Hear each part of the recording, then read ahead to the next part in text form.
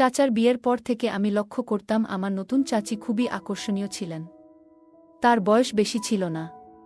গায়ের রং ছিল ফর্সা, একটু স্বাস্থ্যবান, যা তাকে অনেক আকর্ষণীয় করে তুলে। একদিন যখন চাচা বাড়িতে ছিলেন না, আমি হঠাৎ চাচির উচ্চস্বরে কথা বলতে শুনি। তিনি আমার দিকে তাকিয়ে বললেন, তোমার চাচা আমাকে যথেষ্ট সময় দিতে পারছেন না। চাচি যেন আমার থেকে কিছু আশা করছিলেন, তার চোখে ছিল এক অদ্ভুত দৃষ্টি। আমি তার কথায় বিভ্রান্ত হয়ে পড়লাম এবং সেই মুহূর্তে আমার কিছু অপ্রত্যাশিত অনুভূতি তৈরি হল। আজকের গল্পটা এমনই একটি ঘটনার দিকে নিয়ে যাবে, তোমাদের ভালো লাগবে। আমার নাম নিলয়, আমার বয়স ১৯ বছর। আমরা শহরে বসবাস করি, কিন্তু আমার দাদার বাড়ি গ্রামে। সেখানে আমার চাচা, চাচি এবং দাদা থাকেন। আমার চাচা দীর্ঘদিন গ্রামের বাড়িতে ছিলেন, কিন্তু চাচার বিয়ের ৯ মাস পর আমি আবার গ্রামের বাড়িতে ফিরে আসি। কারণ বাবার চাকরি শহরে হওয়ায় আমরা পরিবারসহ শহরে থাকতাম। আমার ফাইনাল পরীক্ষা শেষ হওয়ার পর আমি কিছুদিনের জন্য গ্রামে ঘুরতে যাই। এই গল্পে কিভাবে আমার জীবনে অপ্রত্যাশিত ঘটনাগুলি ঘটেছে তা জানার জন্য পুরো গল্পটি শুনুন। আমার ছোট চাচা ও দাদা গ্রামের বাড়িতে থাকতেন, তাদের বিয়ের জন্য বেশ কিছুদিনের ছুটি ছিল। গ্রামে পৌঁছানোর পর আমি আমার ব্যাগ ঘরে রেখে বিশ্রাম নিচ্ছিলাম। তখন আমার চাচি এক গ্লাস পানি নিয়ে এসে আমাকে দিলেন। আমি তার দিকে তাকাতে ইতস্তত করছিলাম। চাচি তখন তার ওড়না সামলে পুরো বাড়ি ঘুরছিলেন। তার আচরণ ছিল অনেক সুন্দর, কিন্তু তিনি আমার সাথে তেমন কথা বলছিলেন না। তিনি আমার সাথে কথা বলতে একটু লজ্জা পাচ্ছিল। জানি না কেন পরের দিন আমি বন্ধুদের সাথে পুকুরে সাঁতার কাটতে যেতে পারিনি।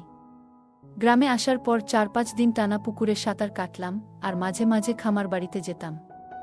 কিন্তু ১ সপ্তাহ পরে হঠাৎ করেই আমার আনন্দ বন্ধ হয়ে গেল, কারণ আমার এক বন্ধুকে তার বোনের বাড়িতে যেতে হলো। সে আমাকে খামার বাড়ির চাবি দিয়েছিল, যেন আমি যখন খুশি যেতে পারি, কিন্তু তাকে ছাড়া আমি কি করব? সেই দিন সকাল ৯টা বাজে, আমি তখনও স্নান করিনি। মন খারাপ হচ্ছিল, কারণ আমার বন্ধু চলে গেছে। পুকুরে সাঁতার কাটতেও ইচ্ছা করছিল না। তখন দাদা বললেন, মন খারাপ করো না, আজ তোমার চাচি তোমাকে গোসল করাবে। দাদার কথায় আমি একটু চমকে উঠলাম, কিন্তু কিছু বলতে পারলাম না। মনে মনে অনেক খুশি হলাম, কিন্তু কাউকে কিছু বুঝতে দিলাম না।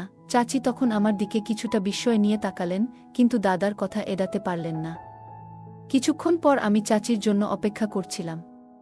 তখন আমি লক্ষ্য করলাম আমার শরীর কিছুটা অস্বাভাবিকভাবে প্রতিক্রিয়া করছে, ধীরে ধীরে যেন আমি নিজের উপর নিয়ন্ত্রণ হারাতে লাগলাম। তখনই বুঝলাম কেন যে আমি এই কয়েকদিন চাচির সাথে কথা বললে হয়তো আজকে অনেকটাই ফ্রি হয়ে যেত, কিন্তু আমি তা করিনি।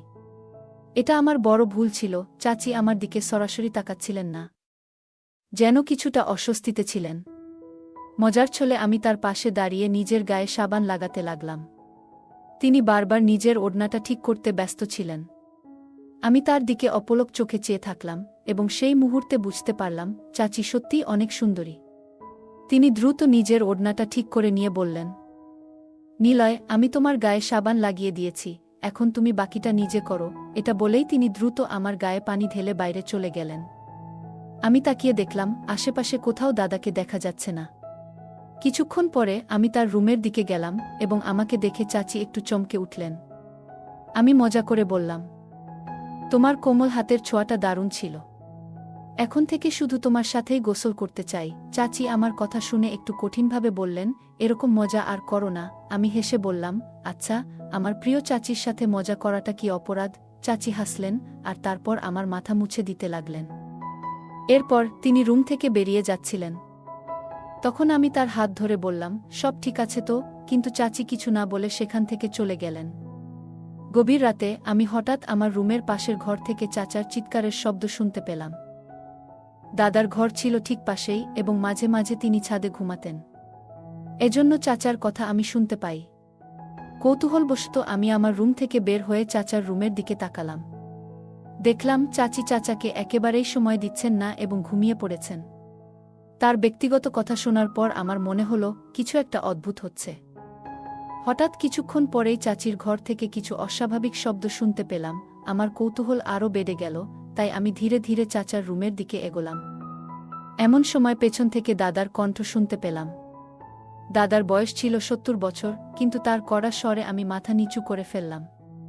পরের দিন সকালে নাস্তার সময় চাচা আর চাচি একে অপরের দিকে যেভাবে তাকাচ্ছিলেন তাতে বোঝা যাচ্ছিল কিছু একটা হয়েছে তাদের মধ্যে। চাচা নাস্তা সেরে দোকানে যাচ্ছিলেন, কিন্তু আমার মনে বারবার চাচির সেই অদ্ভুত আওয়াজ বাজছিল। আমি নাস্তা শেষ করে আমার রুমে ফিরে গিয়ে কিছুক্ষণ ঘুমিয়ে নিলাম।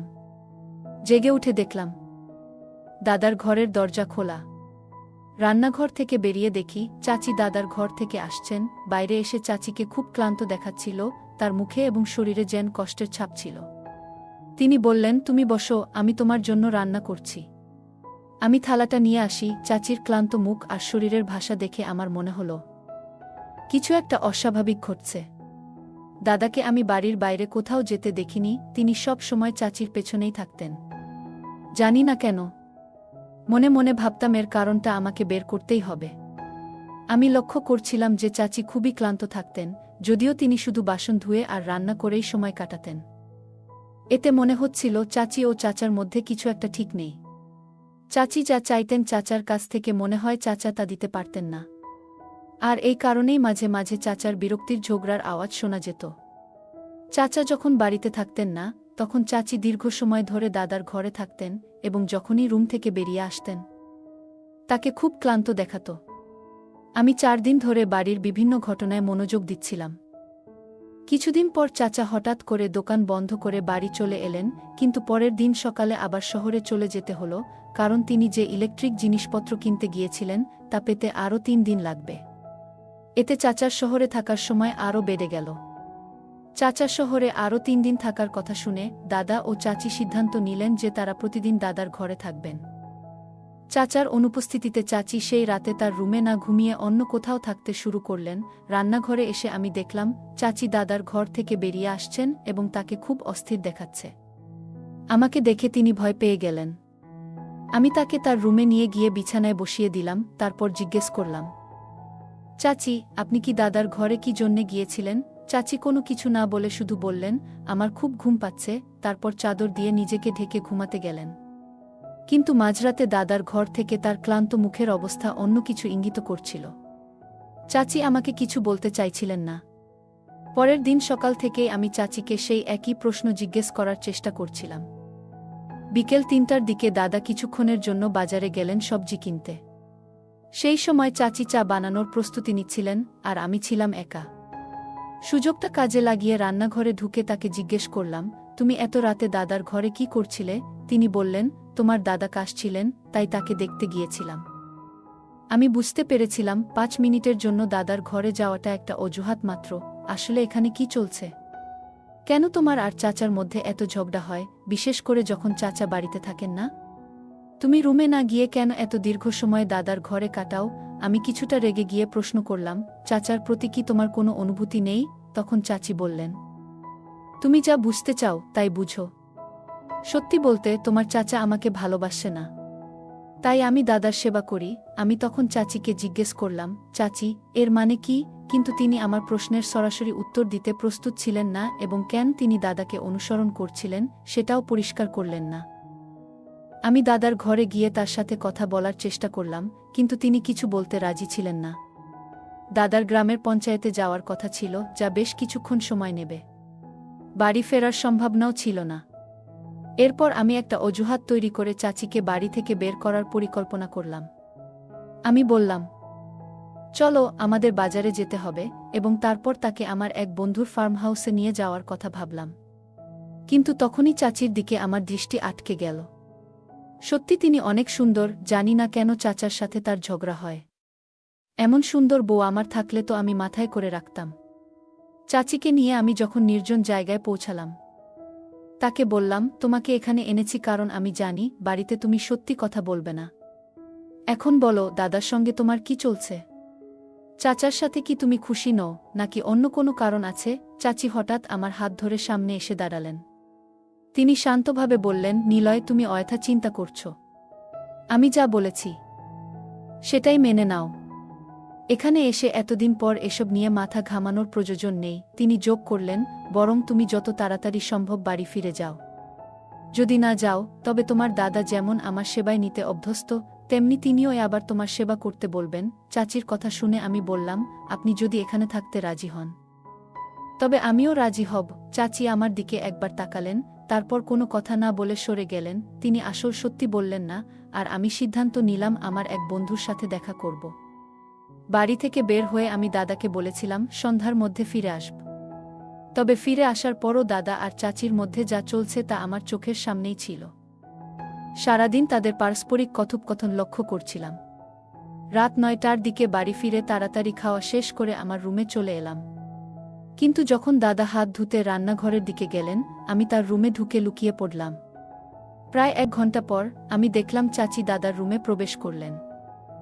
চাচি দাদার পা মালিশ করতেছে, এমন সময় লক্ষ্য করলাম দাদা চাচির সাথে এমন ব্যবহার করছেন যেন তিনি কোনো চাকর। পরের দিন সকালে চাচা বাড়ি ফিরলে আমি সবার সামনে চাচাকে বললাম, চাচা, এখন তোমরা দুজন শহরে আমাদের সাথে চলে আসো। বাবা তোমার জন্য একটা ভালো চাকরির ব্যবস্থা করেছেন। দাদাও আসতে চায় না, কারণ তিনি তার গ্রাম ছেড়ে কোথাও যেতে চান না। দাদা তখন চাচাকে বললেন, রাজ, তুমি আর নেহা কোথাও যাবে না। তোমরা যদি চলে যাও আমি এখানে একা হয়ে যাব। কিভাবে চলবে আমার জীবন? তখন আমি বললাম, দাদা, চাচা আর চাচি এখানে থাকলেও তুমি কি চাচিকে সম্মান দাও? তাকে কি কোনো কাজের মেয়ের মতো ব্যবহার করছো না? চাচা সারাদিন কাজ নিয়ে ব্যস্ত থাকেন, কিন্তু রাতে যখন চাচির বিশ্রামের প্রয়োজন তখনও তুমি তাকে চাপ দিচ্ছ কাজের লোকের মতো। শুনেছি রাতে চাচির শরীর এত ক্লান্ত থাকে যে তিনি চাচাকে সময় দিতে পারে না। তারপরেও তুমি তাকে বোঝ না, ফলে তোমাদের মধ্যে ঝগড়া লেগেই থাকে। দাদা, তোমার ছোট বৌমাকে সম্মান না দিয়ে তাকে কাছে রাখার কোনো মানে নেই।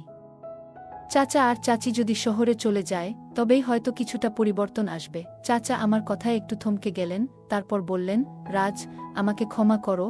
আমি বুঝতে পারিনি যে তোমার জীবন এভাবে কঠিন হয়ে উঠেছে আমার কারণে। আমি তাকে নিজের সাথে নিয়ে আসিনি, বরং তাকে এত বেশি বাড়ির কাজে ব্যস্ত রেখেছিলাম যাতে সে ক্লান্ত হয়ে পড়ে এবং রাতে তোমাকে সময় দিতে না পারে। এভাবেই তাদের মধ্যে ঝগড়া শুরু হয়। কিন্তু আজ যখন নিলয় তোমাদের দুজনকে শহরে নিয়ে যাওয়ার কথা বলছে, তখন আমি তোমাদের দুজনের কাছেই ক্ষমা চেয়ে নিচ্ছি। তোমরা দুজন দয়া করে আমাকে মাফ করে দিও। চাচি দাদাকে ক্ষমা করেছিলেন কারণ দাদুর ছোট চাচার প্রতি অনেক স্নেহ ছিল। চাচা চেয়েছিলেন যে পরিবারের মধ্যে কোনো ফাটল সৃষ্টি না হয়, তাই দাদার ভুলগুলো আড়াল করছিলেন। কিন্তু আমি বুঝতে পেরেছি যে শ্বশুরের ভুলকে ঢাকার জন্য চাচি নিজেকে দোষী ভাবছেন। তবে দাদার ভুলগুলোকে সামনে আনতে গিয়ে তিনি তা করেননি। পরে আমি চাচাকে সব কিছু খুলে বললাম এবং তিনি আমাকে যা পরামর্শ দিলেন তাতে আমি রাজি হলাম। দাদাকে তার ভুল বোঝানোর পর তিনি চাচিকে যথাযথ মর্যাদা দিতে শুরু করলেন। চাচির সৌন্দর্য তাকে মনে করিয়ে দিয়েছিল যে কারও প্রকৃত মূল্য তার টাকায় নয়, বরং তার স্বভাব এবং আচরণে নির্ভর করে। গল্পটা কেমন লাগলো জানাতে ভুলবে না। আরও মজার মজার রোমান্টিক গল্প শুনতে চাইলে ভিডিওটি লাইক, শেয়ার এবং চ্যানেলটি সাবস্ক্রাইব করতে এবং বেল আইকনটি ক্লিক করতে ভুলবে না। ধন্যবাদ।